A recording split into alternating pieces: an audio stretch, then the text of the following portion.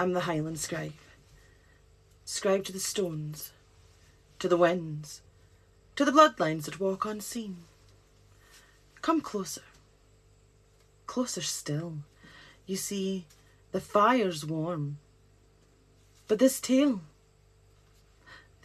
tonight runs wild.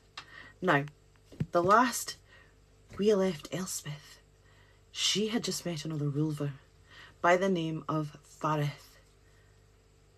Now, she has been summoned. But to where? And by whom? Let us find out. Chapter 8. The Circle of the 13. Now, they travelled for 2 days on foot. Elspeth had asked no questions. Not that it would have mattered, because Fareth, well, he had offered no answers. They walked the narrow deer paths through the forest, older than names, over burns and boulders, through mist-draped glens where the air tasted of moss and old stories. Sometimes they passed ancient stones, marking something, perhaps boundary lines, memories perhaps. Sometimes she would hear an owl, and then she would hear the howl of wolves, but they never seemed to come close. Once she saw a stag with eyes like fire watching from the ridge, unmoving. And then, on the third dawn, they reached it. The Court of Skulls. It was a ruin, hidden in the cleft of a mountain.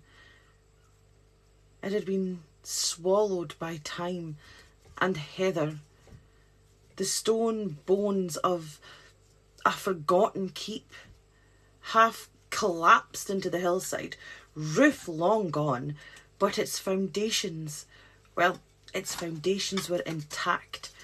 13 great slabs arranged in a wide circle, weathered and moss-grown. At their centre, a hollowed cairn that bled faint light from within it. Elspeth froze at its edge. Her body knew before her mind did. This was no place for mortals. Step carefully, Fareth said. Speak only when given leave and never lie. He passed into the circle, and she followed. The air around her changed instantly. Heavier, older. The stones, they seemed to hum again with something just beneath hearing, like a storm holding its breath. Inside the ruins, moss grew in strange spirals, and the wind did not enter. Seated upon each of the 13 stones, the Wulver circle. However, they were not all alike. Some were more man than beast, some more beast than man.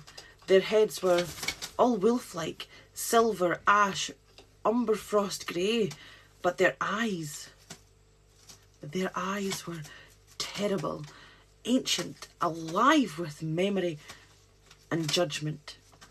They wore robes of wool, fur, or finely woven dark tartan. One wore a crown of twisted rowan branches, another nothing but scars and runes carved into his chest. None spoke as Elspeth entered, but all of them watched her, and she felt as though she was a rabbit that had been dropped into a court of lions. Fareth stepped forward to a strange stone marked with 3 slashes. He inclined his head. "My lords and ladies of the circle," he said, "I bring before you Elspeth of Stenness, bound to the Oathbreaker, Bran. She comes at our call. A female Wulver, tall, with silver and blind white eyes, leaned forward. Her voice was, it was like river in a thaw. She is marked. Still?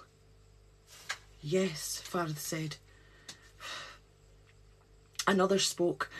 His fur was brindled with copper, jaw square and cruel. She should not be here. The bond alone, well, the bond alone is reason for execution. She is human, said a softer voice, from a thin Wulver, cloaked in moss, and ignorant of our laws. The laws are clear, snapped the copper-furred one. We do not bind with man, not since the shattering, not since the pact of the foyers. This is no ignorance. It's infection. Elspeth stepped forward, fists clenched.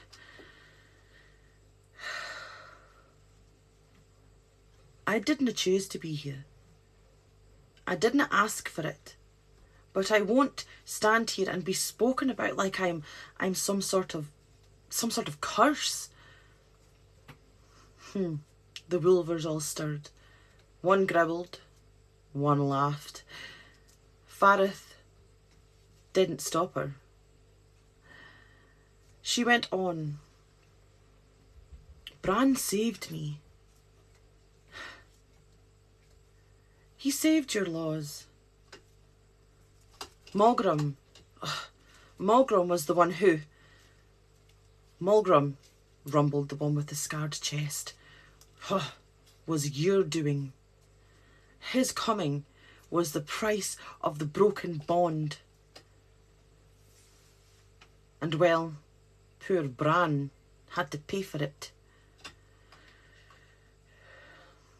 Elspeth's voice shook, but she did not falter. So did I. The circle fell silent. And then slowly, Fareth turned. You wish to know what Bran gave up? He asked. Elspeth looked and nodded. Fareth gestured towards the cairn in the centre of the circle. Then listen and remember. He stepped aside, and the silver-eyed Wulver rose, and all the others bowed their heads. She spoke. Our kind were born. We're no cursed. We are the blood of the old forest, of tooth and moon and fire. Not beast, but balance. Long before men ruled these lands, we walked between. Never fully wolf, never fully man.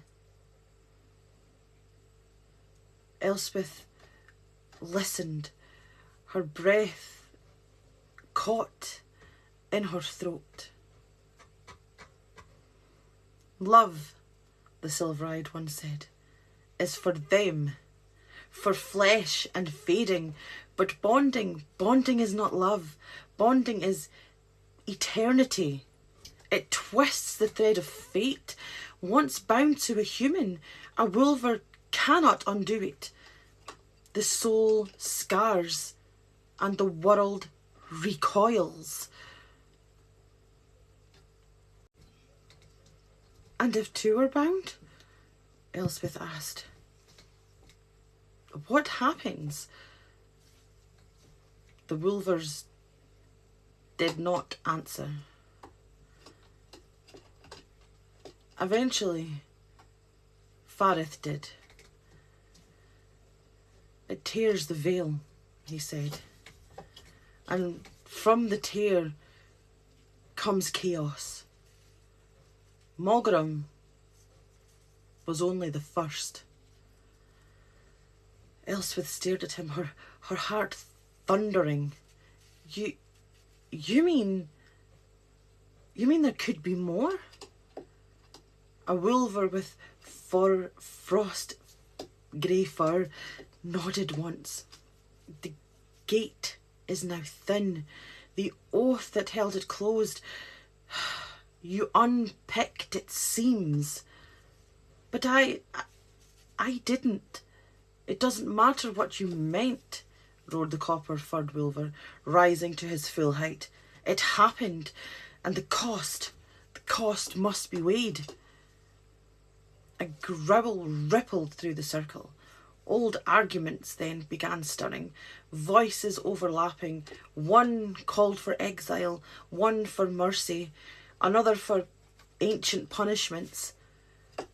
Elspeth looked to Fareth. "Tell them," she said. "Tell them what he did.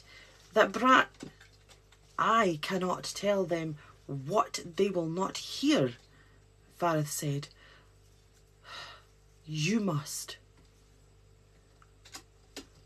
The storm inside the ruins rose. The 13 Wulvers still shouting now, some clawing at the stones, some standing. The sky above them began darkening. And just as Elspeth stepped forward, her hands trembling, her voice rising, a howl split the air in two. Not Wulver, not wolf. This was something else. Something that put the fear into the Wulvers. The circle froze. The howl rose again, closer now. And beneath it,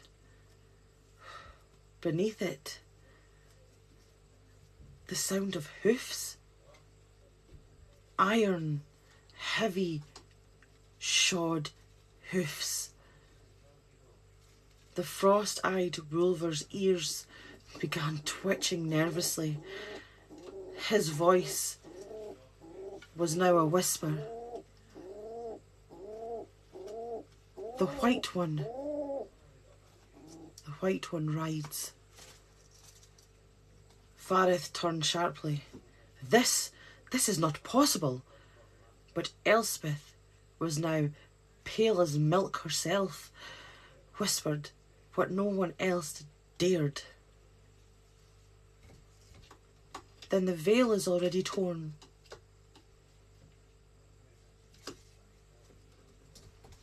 I am the Highland Scribe, scribe to the stones, to the winds, to the bloodlines that walk unseen. And until the fire lights again, sleep tight, wanderers.